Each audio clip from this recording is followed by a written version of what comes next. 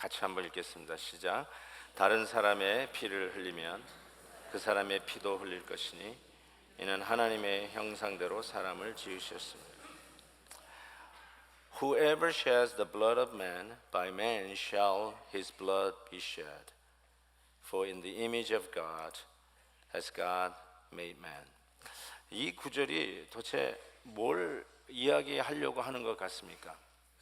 많은 분들은 이 구절을 가지고 capital punishment, 사형 제도가 있어서는 안 된다를 주장하기도 합니다. 그리고 피를 흘린 사람 그 피값을 찾아야 된다는 요 말씀 가지고 자기 방어, self defense를 이야기한다라고 주장하기도 합니다.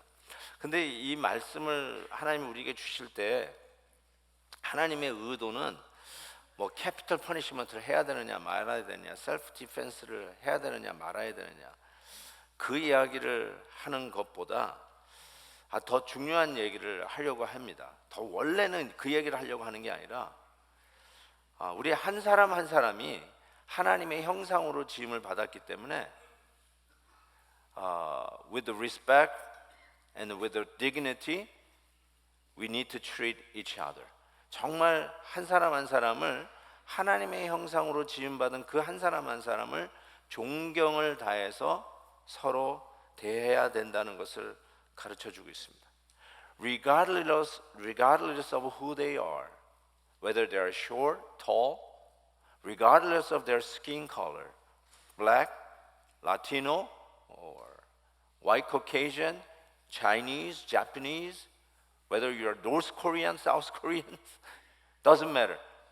You have to treat them with respect. Why? Because they are created in God's image. 하나님의 형상으로 지음 받았다는 거예요. 그래서 그 하나님의 형상으로 지음 받은 이웃을 피를 흘리게 하면 그 피값을 하나님이 찾겠다라고 하시는 것입니다. 참 이 말씀을 들으면 한마디로 얘기하면 요즘 얘기하는 그 골든 룰, 황금률을 이야기합니다. 골든 규칙이라고 이야기하게 됩니다. 황금률. 네가 대접받고 싶은 대로 남을 대접하라. 이게 이제 황금률 아니에요? 여러분들이 가끔 이 황금률 여러분이 얘기를 해요. 여러분 대화를 들으면 항상 황금률을 얘기합니다. 그게 뭐냐면 저 사람은 저렇게 하면 안 되지. 이 정도는 돼야지. 하는 여러분들의 나름대로의 규칙이 있어요. 룰이 있어요. 그렇죠? 그런데 여러분이 그 황금률을 이야기하는 순간, 저 사람에게 이 룰을 갖다 대는 순간에 여러분도 그 룰을 여러분에게 갖다 대면 여러분도 그 룰을 제대로 완벽하게 지키는 사람은 하나도 없습니다. 하나님의 법, 우리 지금 존 목사님 얘기한 것처럼 하나님의 법을 고사하고, 그 하나님의 법은 고사하고, 여러분이 생각하는 여러분 나름대로의 법도 여러분이 그걸 가지고 남을 비판하고 판단하는 바로 그 법 말이에요. 근데 여러분도 여러분이 만든 법을 절대로 합격하지 못합니다. 이게 골든 룰의 법칙이에요. 우리는 골든 룰 가지고 살아가야 된다고 하는데 우리도 골든 룰을 합격하지 못해요. 늘 생각하는 말이지만 집을 살 때, 집을 팔 때, 자동차를 살 때, 자동차를 팔 때 항상 그래요. 파는 사람은 너무 싸게 파는 것 같아요. 근데 사는 사람은 항상 비싸게 사는 것 같아요. 달라요. 왜 이게 안 맞을까? 싸게 산다, 어떤 사람은 싸게 판다. 이게 딱딱 안 맞아 떨어져요. 서로가 가지고 있는 스탠다드가 그렇게 다르다는 거예요. Today actually I was supposed to talk about the Noah story. 노아 얘기를 해야 돼요. Noah's Ark. That's the text is about. 근데 노아's Ark가 왜 생겼어요? 노아 방주가 왜 생겼어요? 인간의 타락 때문에 생겼습니다. 하나님이 지으신 세계가 망가져 버렸어요. The God created everything beautifully, and God created man and woman in His image, and was so beautiful and so good to His eyes. But sin came into the world. And this sin that damaged everything that he had made. 너무나 이 창조물을 망가뜨린 거예요. 그래서 하나님께서 he decided to wipe it out by sending a flood. 그래서 이 노아 홍수로 인해서 완전히 싹 쓸어버리시는데 노아의 가족들과 하나님이 창조하신 그 짐승들 쌍쌍이를 노아의 방주에 넣고 닫아버리고 싹 쓸어버립니다. 더러운 것은 그냥 하나님이 싹 쓸어버립니다. He wanted to clean up all dirty sins. So he wanted to bring it back what he had created in the beginning. 처음에 만들었던 그 작품으로 다시 돌려놓고 싶으셨어요. 그런데 노아 가족과 쌍쌍이를 노아 방주에 남겨놓으신 거예요. You know what was in the ark? 뭐가 방주 안에 있었을까요?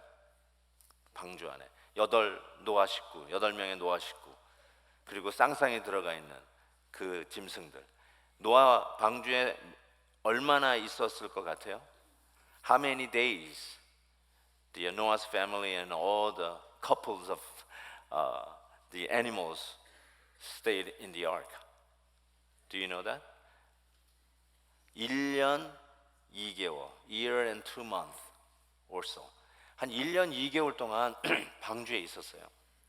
If you read carefully Genesis chapter 7 and 8, you could figure out how many days they were there. It was a year and 2 months, almost. Maybe a little more than a year and 2 months.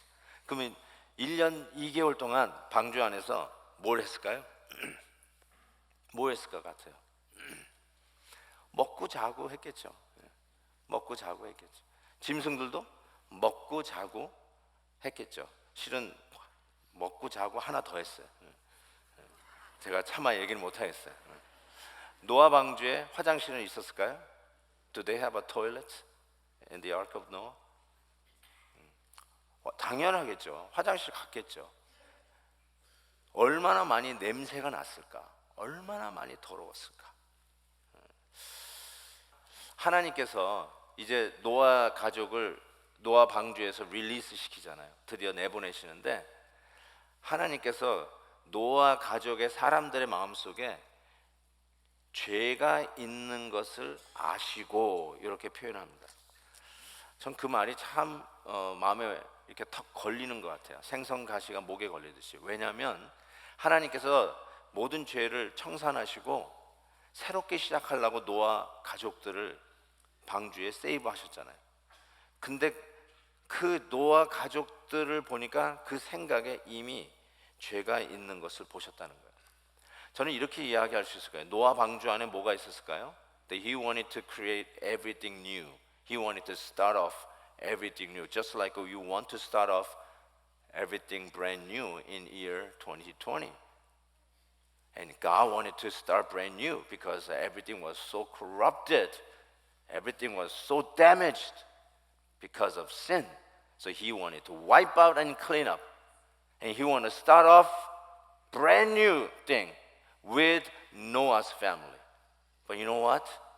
What was in the ark of Noah? There was a sin.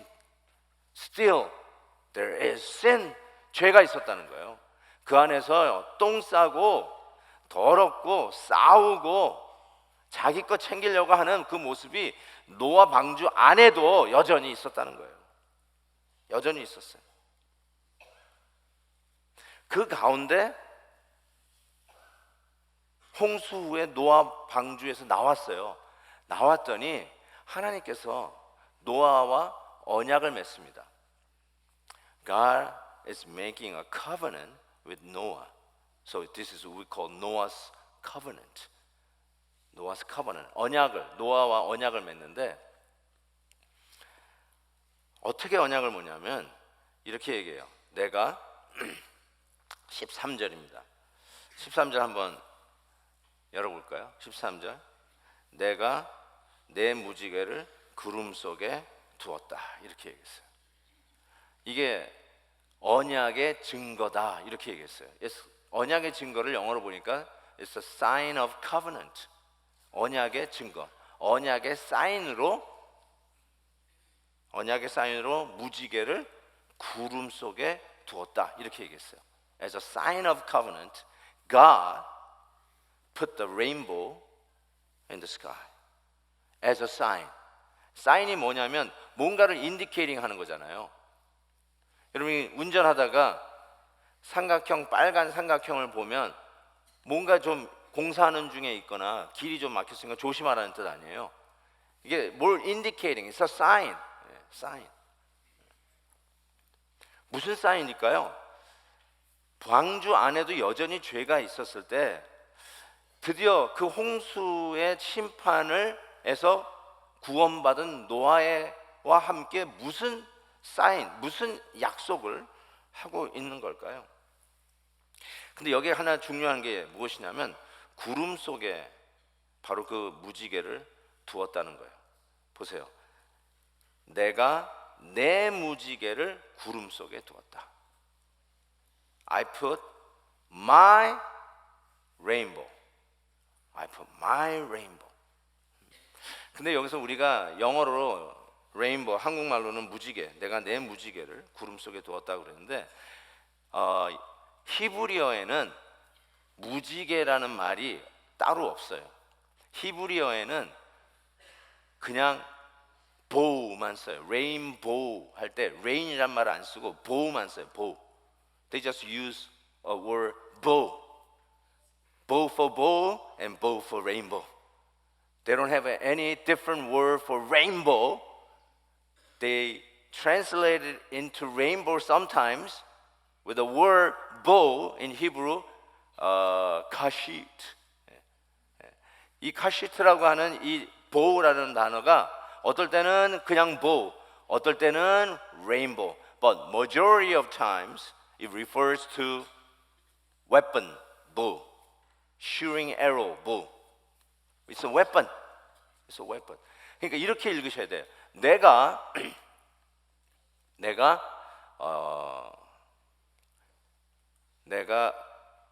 권총을 구름 사이에 두었다. 내가 대포를 요즘은 이거죠. 요즘은 그 미사일을 구름 속에 두었다. 그런 이미지예요. I put my bow in the cloud. 그러니까 이게 무기예요, 무기, 살상 무기.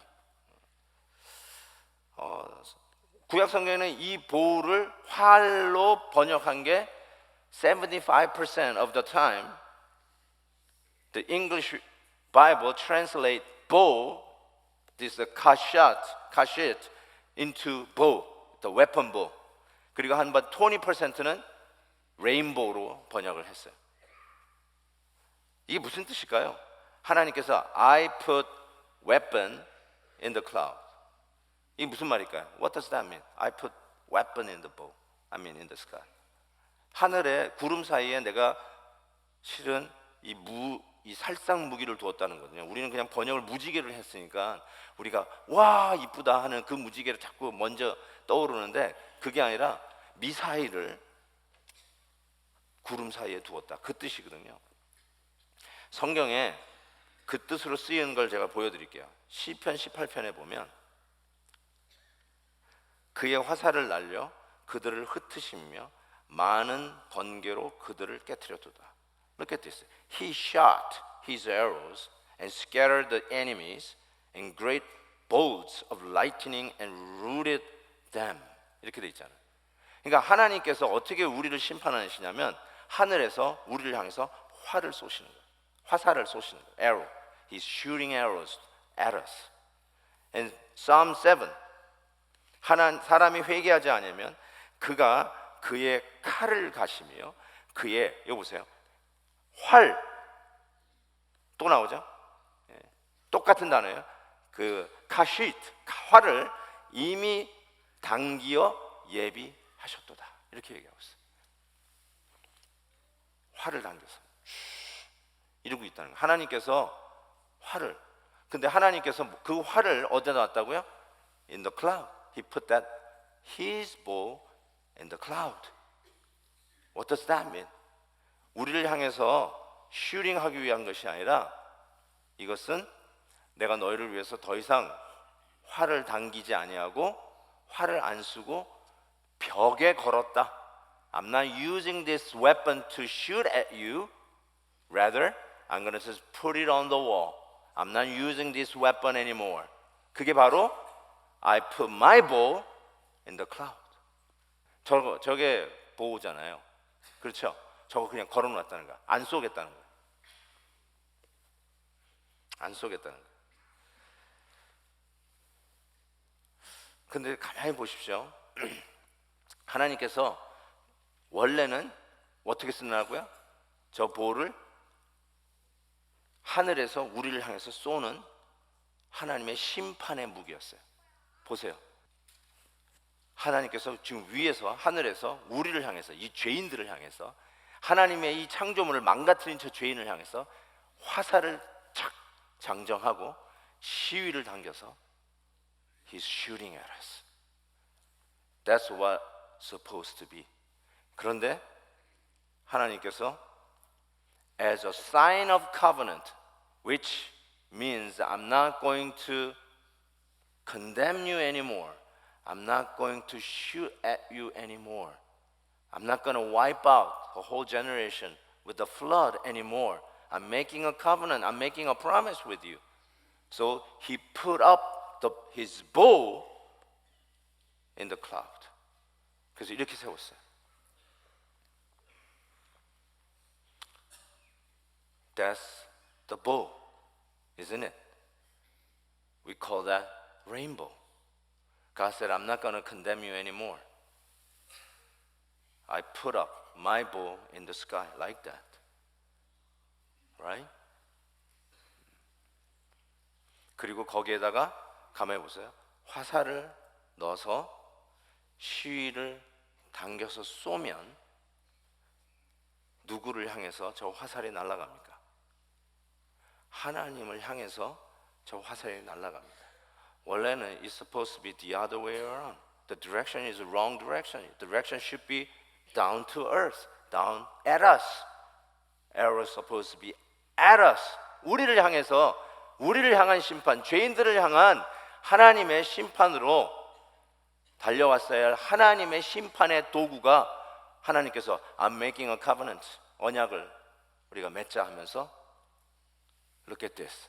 I'm not going to using my bow to shoot at you anymore, but rather I'm going to shoot at myself because of your sins, because of your shortcomings, because of your disobedience, because of your iniquities. Instead of shooting at you, I promise, I'm making a covenant. I will be shooting at myself. That's the meaning of rainbow. 어제 한 성도님께서 우리 새벽기도 끝나고 나가는데 우리 교회 위에 떠 있는 사진을 보여주셨어요.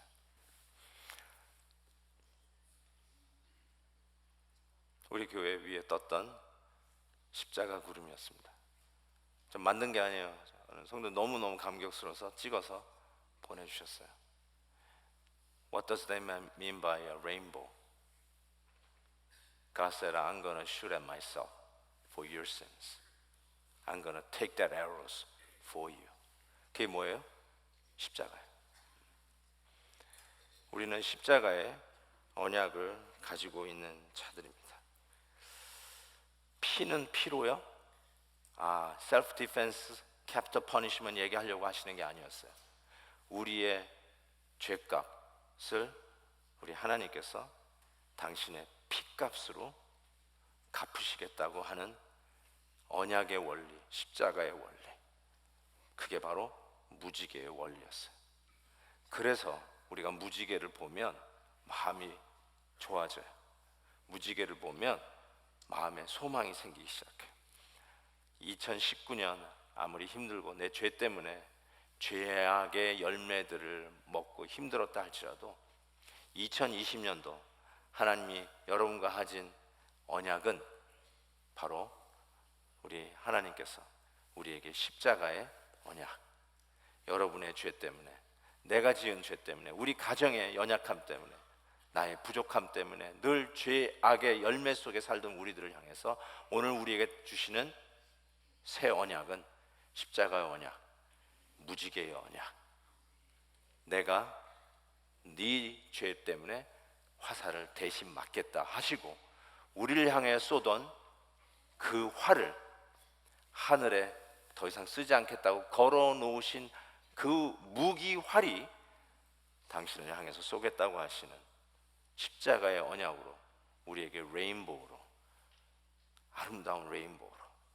그냥 사람들이 레인보우 보면 괜히 좋아하는 이유가 이뻐서가 아니라 바로 이 십자가의 약속이 우리에게 소망으로 주어졌기 때문입니다. 사랑하는 성도 여러분, 힘드시나요? 괜찮아요. 다시 우리는 하나님의 언약을 받은 백성인 것을 다시 한번 깨달으십시오. 넘어지셨나요? 다시 일어나실 수 있어요. 나 같은 죄인이 뭘 더 하겠냐고요? 아니에요. 하나님이 여러분에게 오늘도 레인보우를 띄워주세요.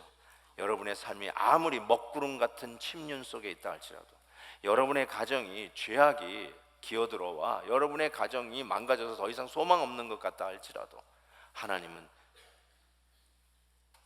무지개를 맑은 하늘에 두신 게 아니라 구름 속에, 여러분이 힘들어하는 먹구름 속에, 여러분들이 더 이상 이런 일이 나에게 없었으면 좋겠다고 하는 바로 그 비극 속에, 여러분을 그렇게도 힘들어했던 깜깜한 먹구름 속에, 여러분들이 그렇게도 의기소침하고 더 이상 나에게는 소망이 없다 생각하고, 내가 과연 내일이 있을까? 나에게 소망이 있을까? 나에게 다시 출발하는 신앙의 기쁨이 있을까? 내가 정말 성령 충만하게 하나님을 섬기는 새해가 될 수 있을까? 라고 의심하고 있는 바로 그 먹구름 속에 하나님께서 레인보우, 십자가의 언약을 걸어두셨어요. 소망이 있습니다. 하나님께서 이 약속을 주시는 한 우리는 무릎 꿇고 주님 앞에 기도할 이유가 있습니다. 너무너무나 감사해서 우리 주님을 향한 사랑의 마음으로 한번 찬양을 드려보고 싶어요. 그리고 이 찬양 드릴 때 우리 아이들 전부 다 다시 한번 강단으로 올라와 주셨으면 좋겠어요. 엄마 아빠들 아이들 다시 강단으로 보내주시는데, 내 구주 예수를 더욱 사랑, 한번 이 찬양을 부르면서 먹구름 속에 무지개를 띄워주신 하나님, 그것은 바로 우리의 죄 대신에 당신의 화살을 맞으시겠다고 하시는 약속이셨습니다. 그게 바로 노아의 언약이었어요. 한번 이 찬양 부르시면서 먹구름 속에 있는 우리의 삶을 하나님 앞에 내려놓고 다시 무지개를 보면서 기뻐하는 마음으로 하나님 소망 중에 다시 기도하겠습니다. 기도로 출발하겠습니다. 이 결단으로 이 찬양 불렀으면 좋겠습니다. 이 찬양할 때 우리 자녀들 전부 다 앞으로 나와주시면 좋겠습니다. 내 구주 예수를 내